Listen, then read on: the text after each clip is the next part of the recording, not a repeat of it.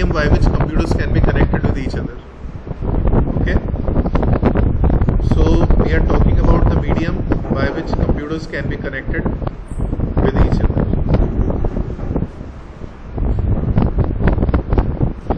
Medium of connectivity.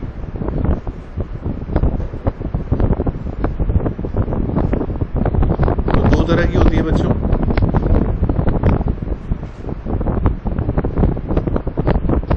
There are two types of connectivity. One is called guided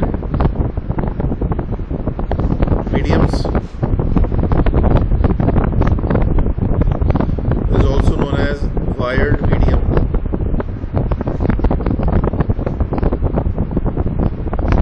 Second is unguided medium.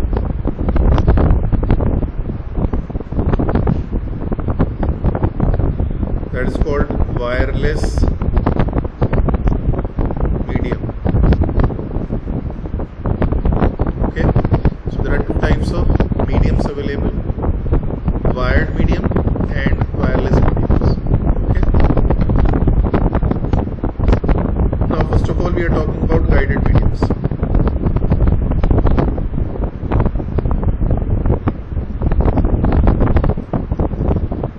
Guided mediums, cables are used to connect computers.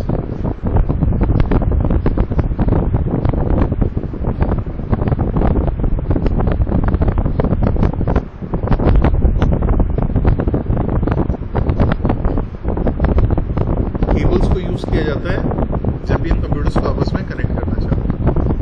Cable के साथ एक और device use की जाती है बच्चों. With cable connectors are also used.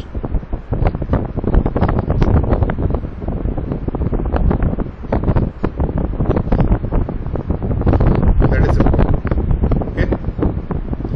हमारे पास तीन तरह की केबल्स हैं जो नेटवर्किंग में यूज की जाती हैं. Any idea?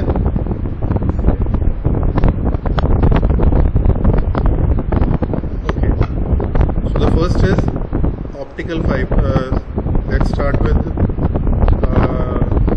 first one, coaxial.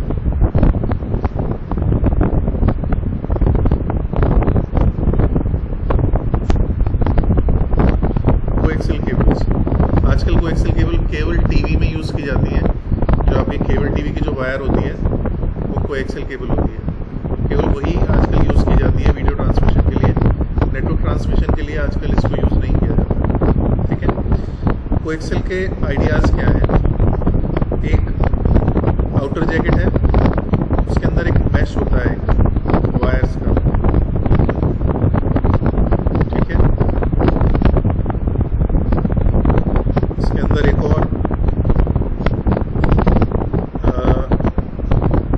आपका क्या कह सकते हैं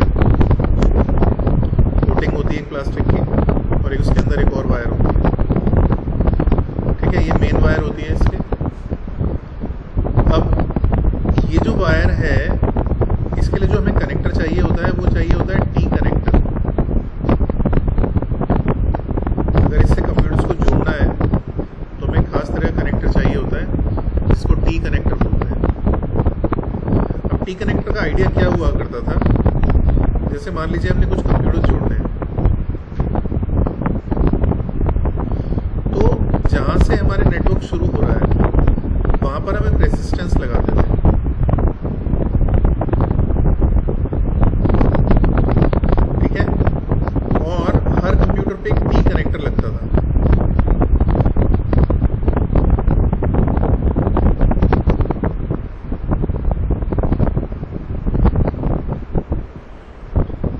केबल इससे कनेक्ट हुई, यहाँ रेजिस्टेंस लग गया.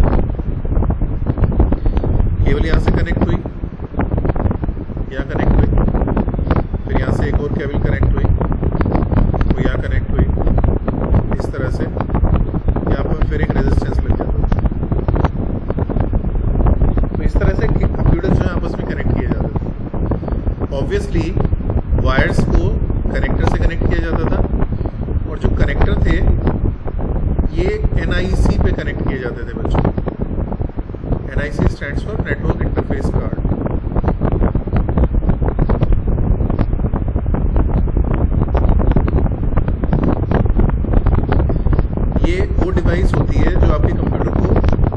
नेटवर्क से कनेक्ट होने के लिए बनाई गई है। ठीक है, इसका काम क्या होता है, ये आपकी मदरबोर्ड पे माउंटेड होती है कई बार, या कई बार आप इसको अलग से लगा सकते हैं और आपकी केबल जो है इससे कनेक्ट हो जाती है। इसमें एक कनेक्टर होता है, केबल कनेक्टर, जिससे आप लोग इनको कनेक्ट कर सकते हैं। राइट, तो अब कोएक्सियल केबल के साथ प्रॉब्लम क्या थी? कोएक्सियल केबल के साथ प्रॉब्लम ये थी कि ये केबल 10 से 20 मीटर तक डेटा ले जा सकती है। आप लोग जानते हैं, साइंस के स्टूडेंट जो लोग होंगे, कि हर मेटल का एक रेजिस्टेंस होता है, कंडक्शन होता है। तो ये केवल 10 से 20 मीटर तक डेटा ले जा सकते थे। उसके बाद जो डेटा था वो वीक हो जाता था। राइट, जैसे आप लोग जानते होंगे डिजिटल डेटा ट्रांसमिशन में कैसे होता है, इस तरह से ट्रांसमिशन होता है over covering a long distance. ये जो हमारे सिग्नल्स हैं ये वीक होते रहते हैं। ठीक है, तो ये केवल 20 मीटर तक डेटा ले जा सकती थी और डेटा भी 10 to 100 Mbps मैक्सिमम। केवल इतना डेटा ट्रांसमिशन के लिए इसको यूज़ किया जा सकता है। तो आज से कुछ 15-20 साल पहले ये केबल बंद हो गई, मतलब इसको कोई नेटवर्किंग के लिए यूज़ नहीं करता, केवल टीवीज़ वगैरह में ये केबल यूज़ किया जाता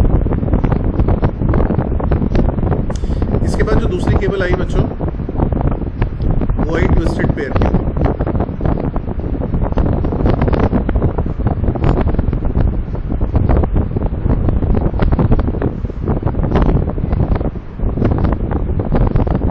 इसके दो वर्जन्स आए थे, यूटीपी और एसटीपी। ठीक है,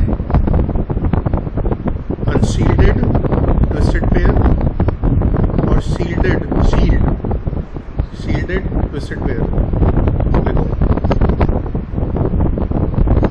तो इनमें सिर्फ अंतर ये था कि जो अनशील्डेड होती थी उसको आप बना सकते थे खुद से, और जो शील्डेड होती थी एसटीपी वो बनी बनाई आती थी।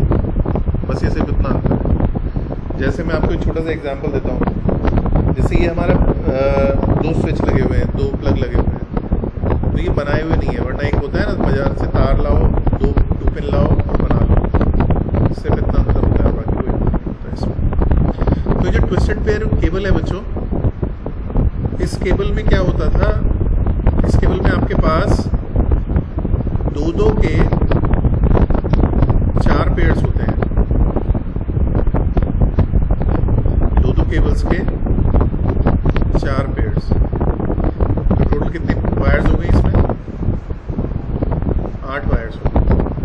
ठीक है, इन 8 वायर्स में से केवल 2 पेयर यूज किए जाते हैं, 1326। ठीक है, 1326 पेयर को केवल यूज किया जाता है, बाकी वायर्स को जनरली नेटवर्किंग में यूज नहीं किया जाता। 4 wires are sufficient to transmit data. अभी इतना सारा क्यों बनाया गया है, ये फ्यूचरिस्टिक है, कहीं पर ज़्यादा भी यूज़ किया जाता है। ठीक है, ये जो है 100 Mbps से लेकर के 1 Gbps तक का डेटा ले जा सकती है।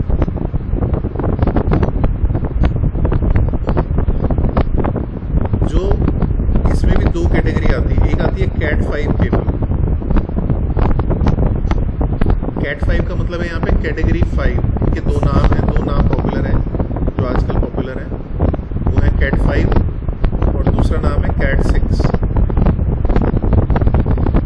ये जो आप ब्लू कलर की तार देख रहे हैं मेरे कंप्यूटर में आती हुई, ये ट्विस्टेड पेयर केबल है कैटेगरी 6। ओके, फाइन केबल है, डिस्टेंस ज़्यादा मतलब ज़्यादा डिस्टेंस तक डेटा कैरी कर लेती है। जैसे आप ये मान के चलिए कि अगर आपकी कैटेगरी 5 जो है वो 150 मीटर्स तक डेटा ले जा सकती है, तो ये लगभग 200 मीटर्स तक डेटा को कैरी कर सकती है। मैं इन राउंड लिख रहा हूँ, राउंड फॉर्मेट में लिख रहा हूँ कि जो हमारी ट्विस्टेड पेयर केबल है, इसकी डाटा ट्रांसमिशन जो है कम से कम लगभग 200 मीटर्स तक हो सकता है। ओके, सबसे ज़्यादा नेटवर्किंग में, लोकल एरिया नेटवर्क में इसी केबल को यूज़ किया जाता है। तीसरी तरह की जो केबल है बच्चों, वो ऑप्टिकल फाइबर है। किसी को आइडिया है इसकी कैपेसिटी का, मतलब कितनी दूर तक डेटा ले जा सकती है ये? Any idea? 2 से 3 किलोमीटर्स तक, ठीक है। और इसमें मेटल वायर की जगह कौन सी वायर होती है? मेटल की जगह कौन सी वायर होती है?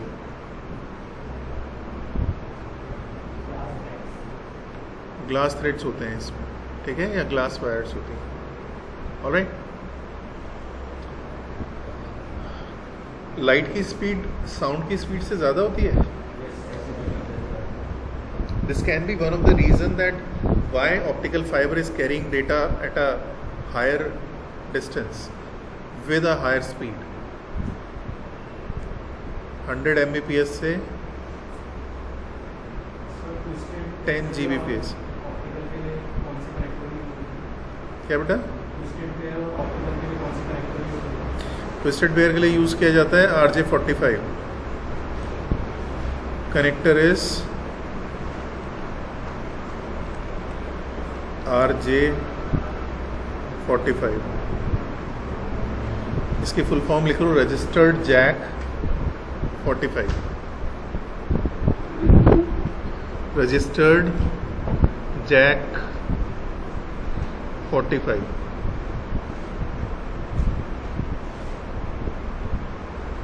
ऑप्टिकल फाइबर का कनेक्टर का नाम मैं आपको बताऊंगा, क्योंकि अलग अलग तरह से अलग अलग यूज़ किया जाता है इसमें। ओके, तो 2 से 3 किलोमीटर तक डेटा कैरी कर सकती है, 10 Gbps की स्पीड से डेटा कैरी कर सकती है, ठीक है। ये इसकी कैपेसिटी है। चलिए अब आ जाते हैं अनगाइडेड मीडियम पे।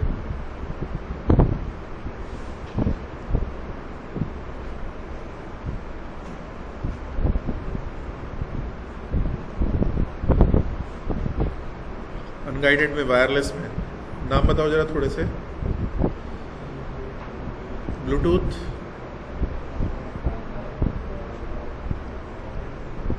वाईफाई, IR,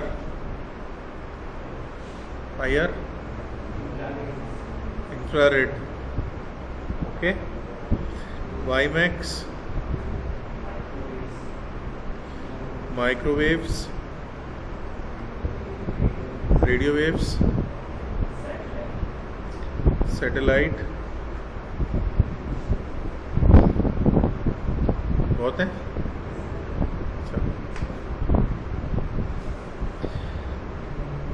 तुम लोग IR में और ब्लूटूथ में डिफरेंस बता सकते हो मुझे? ये बहुत कॉमन डिफरेंस है, इसलिए पूछ रहा हूँ। It's a very common difference. IR का एरिया क्या होता है, लीनियर या सर्कुलर? इंफ्रारेड कहाँ पे देख सकते हो? एग्जाम्पल है इसका कोई?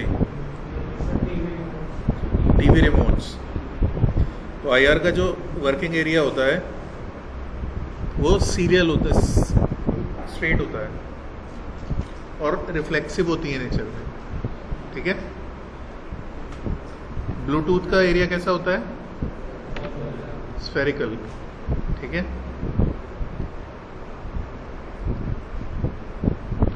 ओके, रेंज कितनी होती है ब्लूटूथ की? 10 मीटर्स। IR की 10 मीटर्स, राइट। नाउ वाईफाई में और ब्लूटूथ में क्या डिफरेंस होता है? These are some common things, that's why I am asking in the sense कि आप लोगों को शायद मुझसे ज़्यादा पता हो इसके बारे में, that's why I am asking, so that I can learn anything from you also. Wifi में और ब्लूटूथ में डिफरेंस क्या होता है? फाइल शेयर करने के लिए यूज़ किया जाता है। वाईफाई से फाइल शेयर हो जाती है? पता नहीं है, there are tens of applications. Wifi से भी फाइल शेयर हो जाती है। यस, वाईफाई जो होता है वो फास्टर कनेक्टिविटी के लिए होता है, नंबर 1, और मल्टीपल कनेक्टिविटी के लिए होता है। ब्लूटूथ में मैक्सिमम कितने कनेक्शन दे सकते हो आप? 7, 7 कनेक्शंस। एक ब्लूटूथ डिवाइस से 7 चीज़ें मैक्सिमम कनेक्ट की जा सकती है, राइट। क्योंकि उसका जो स्पीड है, ट्रांसमिशन स्पीड स्लो होता है, इसलिए वो भी बहुत स्लो होगा। जबकि वाईफाई के पास ज़्यादा बैंडविड्थ होती है, तो वो ज़्यादा तेज़ स्पीड से डेटा ट्रांसमिशन कर सकता है, ठीक है। बाकी फुल फॉर्म्स मालूम है वाईफाई की? Now come to WiMAX. Now WiMAX क्या होता है? इसका फुल फॉर्म मालूम है किसी को? Microwave access. जो माइक्रोवेव है ना तुम्हारी, उस पर काम करता है ये। माइक्रोवेव ज़्यादा डिस्टेंस कवर करती हैं कि कम वाईफाई से? माइक्रोवेव में और रेडियो वेव में डिफरेंस मालूम है आप लोगों को? फिजिक्स वाले कोई बताओ जरा, मैं भूल जाता हूँ बार बार। माइक्रोवेव में और रेडियो वेव्स में क्या डिफरेंस होता है?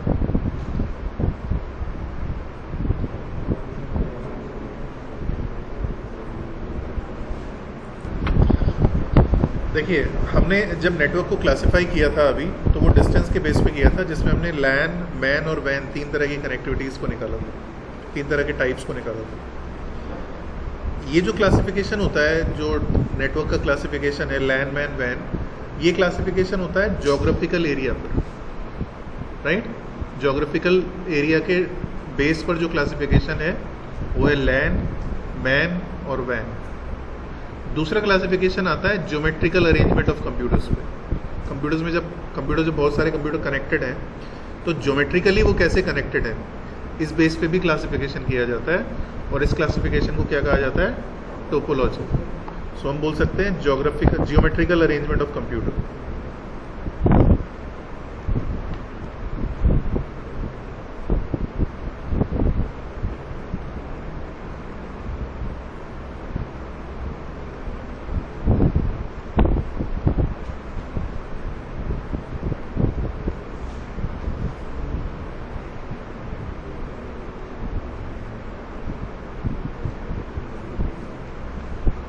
राइट। इसमें सबसे पहले और सबसे पुरानी जो टोपोलॉजी है उसको कहा जाता है बस टोपोलॉजी।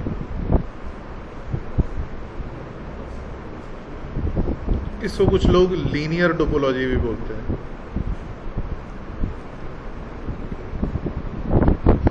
बस टोपोलॉजी का कॉन्सेप्ट बहुत सिंपल होता है। कंप्यूटर्स एक सीक्वेंस में रखे जाते हैं और इनको लीनियर फॉर्मेट में जोड़ दिया जाता है। एक केबल ली यहाँ से, इसको जोड़ा, इसको जोड़ा, इसको जोड़ा, और यहाँ पे फिर केबल को बंद कर दिया, जैसा अभी मैंने रेजिस्टेंस और आपको टी कनेक्टर में बताया था। अब प्रॉब्लम क्या होती है? प्रॉब्लम ये होती है कि अगर ये सर्वर है और ये क्लाइंट्स हैं सारे, और यहाँ से केबल निकल गई, तो पूरा सिस्टम कोलैप्स हो जाता है। यहाँ से निकल गई तो भी पूरा सिस्टम कोलैप्स हो जाएगा, क्योंकि रेजिस्टेंस नहीं मिलेगा उसको। कोई भी कंप्यूटर भी डाउन हुआ, ठीक है, कोई भी कनेक्शन डाउन हुआ, कंप्यूटर डाउन होने से तो कुछ नहीं होगा, कोई भी कनेक्शन डाउन हुआ, पूरा का पूरा सिस्टम कोलैप्स कर जाता है, राइट। इसको बहुत पहले यूज़ किया जाता था जब हम लोग पढ़ते थे, तो उस समय नेटवर्क बड़ी चीज़ हुआ करती थी, तो जो इश्यूज आते थे नेटवर्क में वो माइन्यूट हुआ करते थे। अब जो है नेटवर्क बहुत छोटी चीज़ हो गई है, छोटी इन द सेंस एवरीवन्स हैंड, तो इसलिए फैसिलिटीज़ ज़्यादा चाहिए। जब आप नई चीज़ आती है तो आप एडजस्ट कर लेते हो कि यार नई है, चलो something new has been found, but since it is in everyone's hand these days, so अब आपको चाहिए परफेक्ट। तो ये अब जो टेक्नोलॉजी है इसको हटा दिया। इसके प्रोज क्या थे बच्चों? चीप थी है, cheap and easy to install, ये इसके प्रोज थे। कॉन्स क्या थे? हाईली डिपेंडेबल,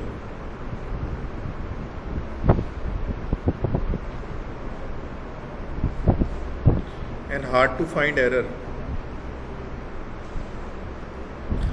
ये लिखते हैं ये लोग, पर मुझे लगता नहीं है ये हार्ड टू फाइंड एरर होती है, बट जब इसके प्रोज एंड कॉन्स लेके जाते हैं तो उसमें बोलते हैं कि ये हार्ड टू फाइंड एरर, जबकि ऐसा होता नहीं है। ये शायद कोई इसलिए लिखते हो कि क्योंकि एक कनेक्शन डाउन होने से पूरा सिस्टम डाउन हो जाता है, तो हमें समझ में नहीं आता कि एक्चुअली एरर आई कहाँ पे है, तो शायद इसलिए ऐसा लिखते हो ये।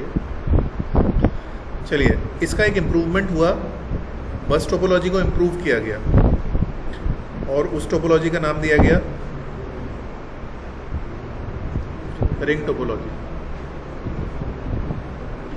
रिंग टोपोलॉजी में कुछ खास नहीं किया गया बच्चों, सिर्फ रेजिस्टेंस को हटा करके इन दोनों तारों में से रेजिस्टेंस को हटा करके इन दोनों को जोड़ दिया गया। हालांकि जब दिखाते हैं इसको चार्ट्स में या पिक्चर्स में कहीं पे भी दिखाएंगे तो इस तरह से आपको दिखाएंगे, ये दिखाने के लिए कि ये रिंग जैसा है। तो बेसिकली हुआ यही है कि आखिरी वाले को भी इन दोनों तारों को आपस में जोड़ दिया गया। इससे सिर्फ फ़ायदा ये हुआ कि हाफ सिस्टम डाउन होने लगे। जिस तरफ का नेटवर्क डिस्कनेक्ट हुआ है तो दूसरी तरफ का नेटवर्क चलता रहता था बस, लेकिन उसके आगे के जहाँ से डाउन है उसके आगे से कंप्यूटर चलने बंद हो जाते हैं। तो ये भी इस मतलब 90% तो इसी आइडिया पे काम करती थी।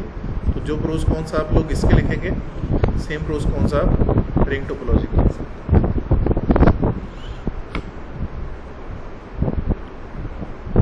इसके बाद आई सबसे effective technology star topology.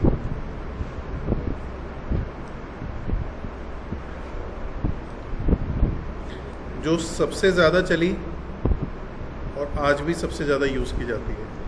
Even हमारी लैब में भी यही टोपोलॉजी हमने यूज़ की हुई है। अब स्टार टोपोलॉजी का आइडिया क्या होता है?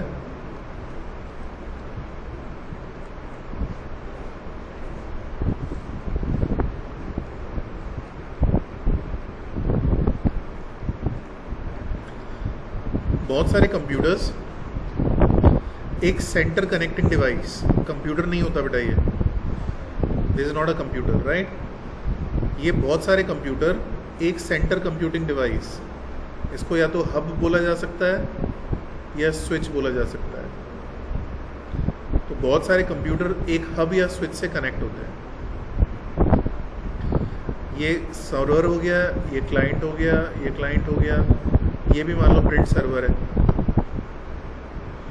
अब क्या होता था, अगर कोई कनेक्शन डाउन हुआ तो सिर्फ वही कनेक्शन डाउन होगा, बाकी सारे कनेक्शन चलते रहेंगे, क्योंकि कनेक्शन डिस्ट्रीब्यूट करने का काम कौन कर रहा है? हब या स्विच कर रहा है। तो अगर आपके सर्वर ऑन है और आपका स्विच ऑन है तो आपका नेटवर्क कभी भी डाउन नहीं होता है। ऑलराइट, अब इसके प्रोज क्या थे?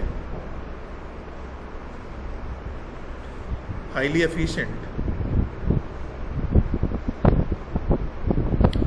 लेस डिपेंडेंट,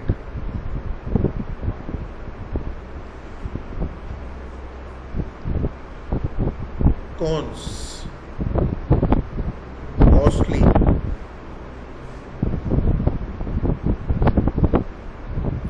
अच्छा इजी टू फाइंड एरर्स, जो डाउन है उसी को जाके देखो बस।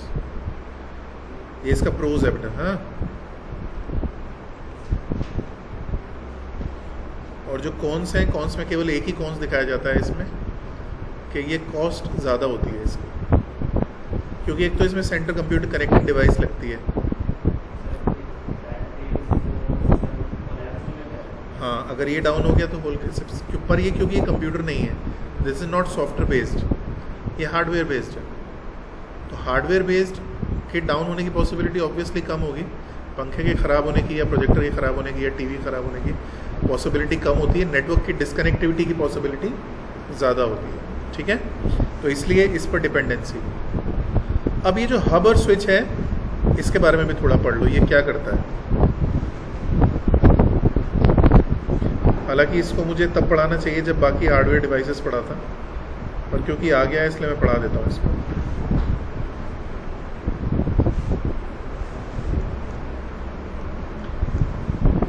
और ये एक कंफर्म क्वेश्चन आएगा आपके एग्जाम में हब और स्विच के बारे में। हब और स्विच का पर्पस क्या हुआ? Divide a connection into multiple computers. Clear? अब इन दोनों में अंतर क्या होता है बच्चों? हब को और स्विच का दोनों का एक ही काम है, लेकिन हब को डम्ब डिवाइस माना जाता है और स्विच को इंटेलिजेंस डिवाइस माना जाता है, इंटेलिजेंट। चलिए कैसे माना जाता है ये नेक्स्ट क्लास में डिस्कस करेंगे फिर, ठीक है? ओके।